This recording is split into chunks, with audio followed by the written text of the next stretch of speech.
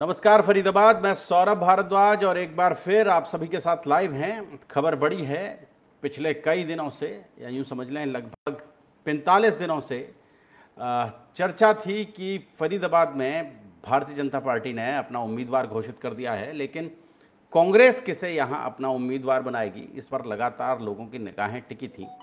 और हमारे कार्यालय में भी लगभग आप समझ लें कि प्रतिदिन लगभग 1 दर्जन कॉल केवल इसीलिए आते थे कि कांग्रेस का उम्मीदवार कौन। तो आज कांग्रेस ने फाइनली अपनी सूची जारी कर दी है और फरीदाबाद से 2 लोगों के नाम चल रहे थे, करण सिंह दलाल और चौधरी महेंद्र प्रताप, दोनों पूर्व कैबिनेट मंत्री, कांग्रेस के वरिष्ठ नेता। कांग्रेस ने फरीदाबाद में चौधरी महेंद्र प्रताप को अपना प्रत्याशी घोषित किया है। आप समझ सकते हैं कि ये एक बड़ा राजनीतिक फैसला कांग्रेस की ओर से हुआ है। आमतौर पर ये माना जा रहा था कि श्रुति चौधरी की अगर टिकट महेंद्रगढ़ भिवानी से कटती है तो फरीदाबाद में करण सिंह दलाल को टिकट दी जाएगी और कहीं ना कहीं पार्टी जाट नेतृत्व का बैलेंस बरकरार रखने की कोशिश करेगी। कांग्रेस ने 2 जाट नेताओं को फिलहाल हरियाणा में टिकट दी है। जी धीरू राम जी नमस्कार, कैसे हैं आप? और उन 2 कैंडिडेट्स में एक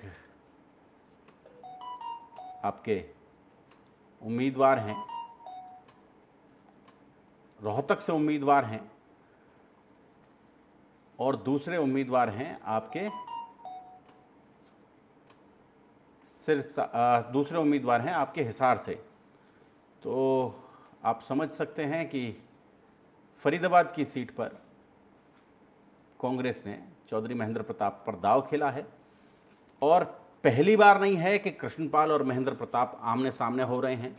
इससे पहले का जो 2004 का चुनाव था, जब दोनों आमने सामने हुए थे, तो आप समझ लें कि 63,000 वोटों से चौधरी कृष्णपाल गुर्जर चौधरी महेंद्र प्रताप से चुनाव हार गए थे। हालांकि वो चुनाव लोकसभा का चुनाव नहीं था, विधानसभा चुनाव था। मेवला महाराजपुर सीट होती थी, उस मेवला महाराजपुर सीट पर विधानसभा का चुनाव था। जी, और आप सोच सकते हैं कि अभी फिलहाल जो माहौल है वो लगातार समर्थकों की शुभकामनाएं बजनी शुरू हो गई हैं। बहुत सारे लोग सैनिक कॉलोनी स्थित उनके आवास पर पहुंचने भी शुरू हो गए हैं। अभी समझ लें आप, रात को लगभग 12 बजे का समय है, लेकिन इसके बावजूद लोग अपने आप को रोक नहीं पा रहे हैं वहां पहुंचने से। और माना जा रहा था कि इन्हीं दोनों प्रत्याशियों में से किन्हीं को टिकटें दी जाएंगी। और बीजेपी ने ये जो आपकी जानकारी के लिए बता दें जी, और कांग्रेस ने ये जो टिकटें, ये जो सूची जारी की है, ये सूची निश्चित रूप से बहुत सारे संदेश दे रही है। बहुत सारे ऐसे नाम जिन पर लगातार चर्चा चल रही थी वो इस सूची से नदारद हैं।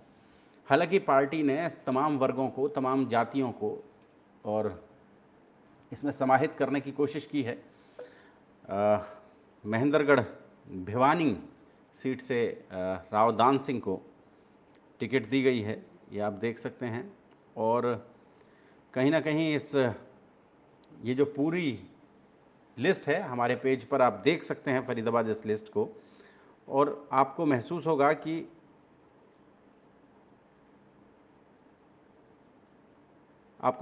कि जो ये लिस्ट अभी फ़िलहाल आई है, इस लिस्ट को बहुत संतुलित तरीके से कांग्रेस ने, बार बार चर्चा चल रही थी कि ब्रजेंद्र सिंह जो हैं वो थोड़े कमज़ोर उम्मीदवार हैं, तो वहाँ पर हिसार में जयप्रकाश को पार्टी लड़ा रही है। कुमारी सैलजा सिरसा से लड़ेंगी, वरुण चौधरी अंबाला से लड़ेंगे। और ये आप देख सकते हैं कि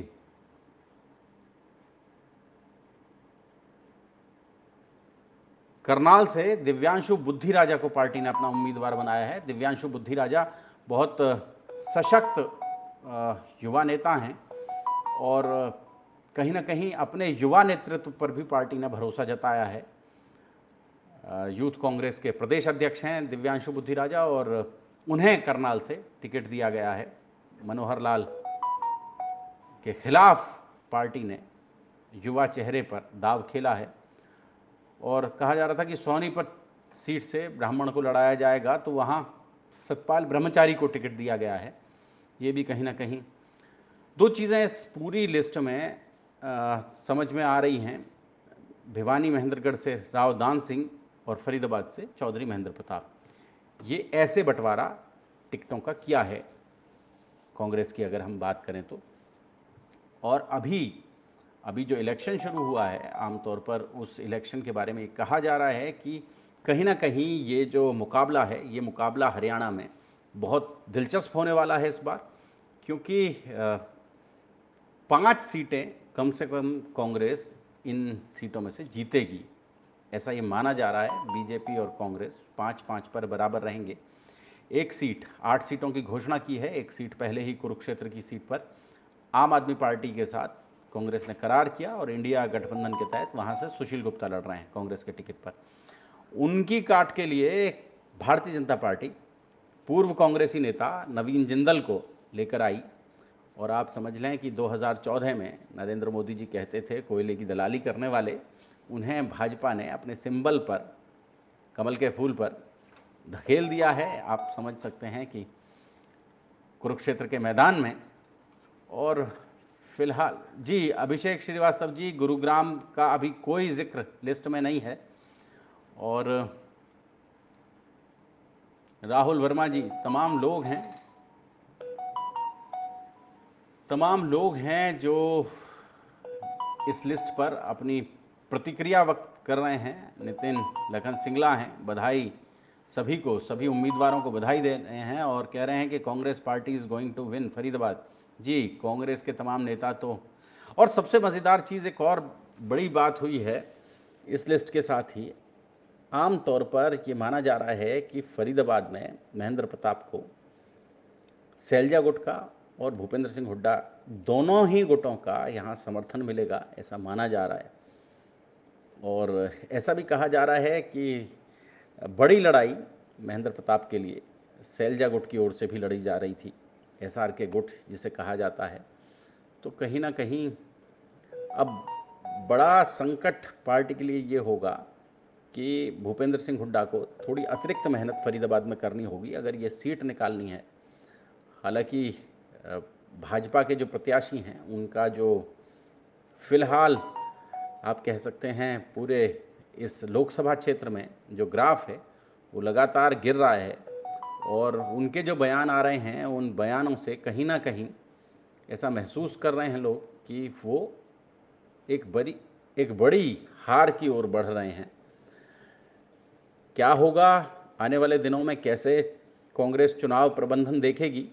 हालांकि कांग्रेस के पास संगठन नहीं है, चौधरी महेंद्र प्रताप के पास अपने पुराने लोग हैं और आप समझ लें पहले जो मेवला महाराजपुर सीट होती थी, जो आज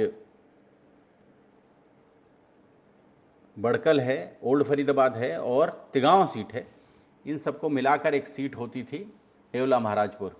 उस सीट से वो विधायक हुआ करते थे, कैबिनेट मंत्री होते थे हरियाणा सरकार में।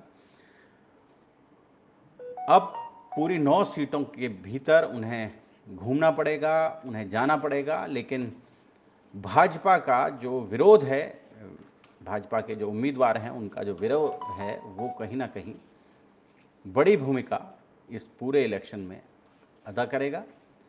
कैसा रहेगा ये चुनाव, आपको कल से लाइव दिखाना शुरू करेंगे फरीदाबाद हम, और कहाँ कैसा माहौल है। फरीदाबाद की तमाम 9 की 9 विधानसभा सीट जो हैं वो क्या सोच रही हैं वो भी आपको लगातार हम लोग दिखाएंगे, आपको बताएंगे।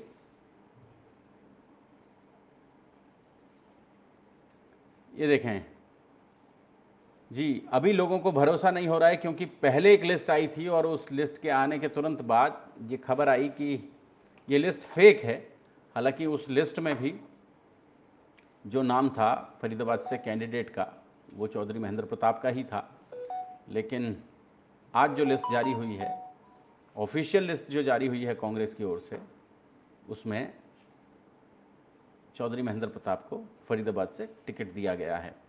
और लोग मान रहे हैं कि ये एक निश्चित रूप से बड़ा दिलचस्प मुकाबला यहाँ फरीदाबाद में होगा और पलड़ा कहीं ना कहीं कांग्रेस की तरफ झुकता हुआ दिख रहा है। बाकी तो कल से ग्राउंड रिपोर्ट शुरू करेंगे और आपको बताने की कोशिश करेंगे कि कैसे कैसे कहाँ कहाँ कौन कौन मजबूत है और कौन कौन उम्मीदवार जो है वो कमज़ोर दिख रहा है, वो आपको जी संजय ठाकुर लिख रहे हैं अब की बार नोटा। चौधरी राजेश दहिया लिख रहे हैं महेंद्र प्रताप जी की छवि केपी जी से अच्छी है जी। और 10 लाख क्या वाकई फरीदाबाद, आप मुझे बताइएगा कमेंट करके कि अभी जो दावा लगातार हो रहा है बीजेपी की ओर से 10 लाख पार, क्या आपको लगता है कि बीजेपी के उम्मीदवार 10 लाख से ज़्यादा की जीत हासिल करेंगे? आप बताइएगा एक बार कमेंट करके हमें ज़रूर। पूरा फरीदाबाद दोनों के बीच मुकाबला होने पर देखेगा ऊंट किस करवट बैठेगा। जी पुनीत वर्मा जी, बिल्कुल ठीक कह रहे हैं आप। और बड़े समर्थक चौधरी महेंद्र प्रताप के हैं, जो शायद इस बार महेंद्र प्रताप आमतौर पर मना करते रहे कि चुनाव नहीं लड़ेंगे, लेकिन अंतिम समय में कांग्रेस को शायद उनमें संभावनाएं नज़र आईं।